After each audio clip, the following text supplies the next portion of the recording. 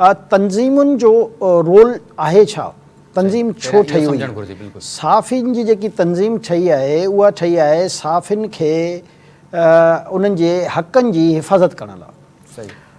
अच्छा, उन जा कहिड़ा फोरम्स आहिनि? जॾहिं तव्हां कंहिं इदारे मां साफ़ी कढिया था वञनि त उनजो मुतलका फोरम आहे कहिड़ो, असांखे ऐं साफ़ी तंज़ीम छा करे रहियो उन ते। हाणे जेकॾहिं इलेक्ट्रॉनिक चैनल्स में कढिया था वञनि त जॾहिं उहे आहिनि ई थर्ड पार्टी कॉन्ट्रैक्ट ते ऐं जिन जे लाइ का कानून साज़ी न आहे, यानी जेके बि इलेक्ट्रॉनिक चैनल्स हली रहिया आहिनि उन्हनि जे लाइ को कानून आहे ई कान, त जॾहिं असां कोर्ट्स वेंदा आहियूं त कोर्ट जेको आहे पहिरियों सुवाल इहो कंदी आहे त हीउ कहिड़े कानून, त असांखे जेको आहे उहो कानून छो जो आहे कान त असां हुन कानून खे कोर्ट न करे सघंदा आहियूं। ॿी सभ खां वॾी बदकिस्मती इहा आहे, जेको ज़ाहिर आहे मुजाहिद साहिबु सीनियर साफ़ी आहे त हिनखे इहा ख़बर हुजणु घुरिजे आहे, मां हैरान आहियां त साईं खे इहा ख़बर न आहे त जेके बि साफ़ी तंज़ीमूं आहिनि, चाहे PFU जे आहिनि या उनजी यूजेस आहिनि, इहे अहिड़ियूं ट्रेड यूनियन्स आहिनि जेके अॼु ताईं पाकिस्तान जे कंहिं इदारे में रजिस्टर न आहिनि ऐं रजिस्टर थी बि नथियूं सघनि। उनजी वजह इहा आहे जो असांजो को हिकु एम्प्लॉयर न आहे।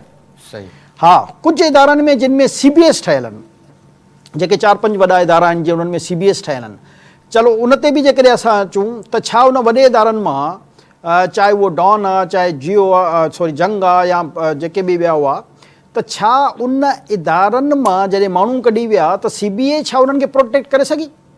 छो जो हाणे तरीक़ेकार तब्दील थी चुको आहे।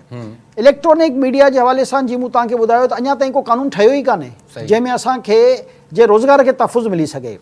प्रिंट मीडिया जंहिंमें इहो तहफ़ुज़ ऑलरेडी मिलियल आहे ऐं उहो कंहिंजे थ्रू मिलियल आहे, जेके मुख़्तलिफ़ इदारनि में CBAs आहिनि। छो जो CBS त 4 इदारनि में न या वधि में वधि 5 इदारनि में हूंदियूं, त उहे तव्हांखे जेको आहे इन सॼे इदारनि जो तहफ़ुज़ कीअं थो ॾेई सघनि? ऐं जिन इदारनि में CBAs हुयूं ऑलरेडी, छा उते तहफ़ुज़ मिली सघियो?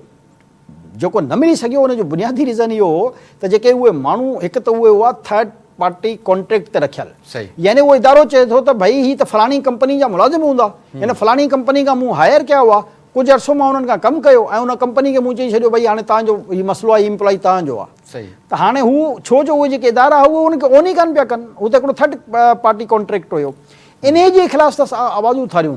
अच्छा, ॿी ॻाल्हि जेकी तव्हांखे ॿुधायां त जिन साफ़िन जा केस असां ITNE में विढ़ंदा आहियूं, यानी प्रिंट मीडिया जी ॻाल्हि करे रहियो आहियां, त मज़ेदार ॻाल्हि इहा तव्हांखे ॿुधायां त जिन साफ़िन जा केस हूंदा आहिनि उहे साफ़ी पाण उते कान ईंदा आहिनि, पर यूनियन जा लीडर्स बीठा हूंदा आहिनि। त यूनियन जा लीडर त हुननि जी आवाज़ बुलंद करे सघनि था। हिन पाकिस्तान जी तारीख़ में मां सम्झां थो त सभ खां वॾो जेको असांजो क्रेडिट आहे जो 117 ॾींहं लगातार 117 ॾींहं असां हिन पाकिस्तान जे तमामु मीडिया हाउसिस जे ॿाहिरि धरना ॾिनासीं, मार्च कयासीं, रैलियूं कढियूंसीं त जीअं हिन साफ़िन जे हक़नि खे असां तहफ़ुज़ ॾेई सघूं। पर उन जे बावजूद बि बदकिस्मती इहा आई जेके कोविड जा जेकॾहिं ॾींहं आया त 8 खां 10 हज़ार साफ़ी हिन मुल्क मां जे यानी कि तमामु इदारनि जी ॻाल्हि थो कयां उन्हनि मां बरतरफ़ कया विया। हाणे वरी अगेन उहा ॻाल्हि अची वेंदी त इदारा जेके आहिनि चैनल्स चवनि था त असां लॉस में था वञूं, असां वटि ऑप्शन कान्हे, असां या त बंदि करे छॾियूं या जेको आहे जेकॾहिं महदूद स्टाफ में जेको आहे असां पंहिंजे इदारे खे रन करायूं त कुझु माण्हुनि जो रोज़गार बची वञे। ऐं बेशितर उहे जेके साफ़ी निकिता, छा उहे पाण प्रोटेस्ट में उन्हनि साफ़िन तंज़ीमुनि सां गॾु बीठा? साफ़ी लीडर त सभु बीठा, यानी जेके बि साफ़ी लीडर्स हुआ 117 ॾींहं तव्हांखे मां पाण ज़ाहिर PFU जो सदर हुउसि त हर मुज़ाहिरे में मौजूदु हुआसीं, पर जिन जिन इदारनि मां माण्हू कढिया विया उन मां 2% माण्हू बि कान हूंदा हुआ। यानी पंहिंजी जदोजहद में जिन जे लाइ इहा जदोजहद पई थिए उहे त कान पिया अचनि, पर जेके उन्हनि जा ॿिया साथी आहे जेके सम्झनि पिया त हिननि सां ज़्यादती थी आहे, ज़ुल्म थियो आहे, उहे उन्हनि जी आवाज़ बणिजी ऐं मुख़्तलिफ़ इदारनि जे दरवाज़नि जे ॿाहिरि वञी उन्हनि जे दरवाज़नि खे खटखटाइनि पिया त बाबा तव्हां पंहिंजे इदारनि में साफ़िन सां ज़्यादती कई आहे ऐं हिननि खे हिननि जा हक़ ॾियो। त ज़ाहिर साफ़ी इहो कंदी। ॿी साईं जेकी ॻाल्हि कई त ॾिसो इहो कॉन्ट्रैक्ट सिस्टम यानी थर्ड पार्टी कॉन्ट्रैक्ट सिस्टम खे ख़तमु करणु त इहो हुकूमत जो इख़्तियार आहे। उहा मीडिया इंडस्ट्री जे मालिकनि खे पाबंद करे त भई इहो थर्ड पार्टी कॉन्ट्रैक्ट सिस्टम हुजण ई कान घुरिजे, छो जो इन सां सभ खां वधीक लॉस थी रहियो आहे ज़ाहिर आहे। पर बदकिस्मती सां इश्तिहार ॿी साईं जेकी ॻाल्हि कई सुठो आहे, उनजो बि जवाबु ॾेई छॾियां। इहा बि शइ असां असेंबलियुनि खां कराई आहे, यानी सिंध असेंबली खां करारदाद जी सूरत में असां मंज़ूर करायोसीं त जेके इश्तिहार आहिनि उहे साफ़िन जी पघारुनि सां मशरूत कया वेंदा त जीअं साफ़िन खे बर वक़्तु, छो जो ज़ाहिर आहे ॾिसो हूअं बि इस्लाम बि चए थो त मज़दूर खे मज़दूरी उनजे पसीने सुकण खां अॻु में ॾिनी वञे।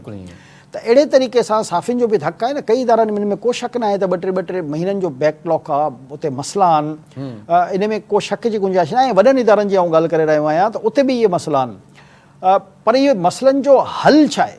सही, इहो हल जीअं साईं ॿुधाए थो त बसि उहो गवर्नमेंट ईअं करे छॾे, इहो हल ईअं कान्हे।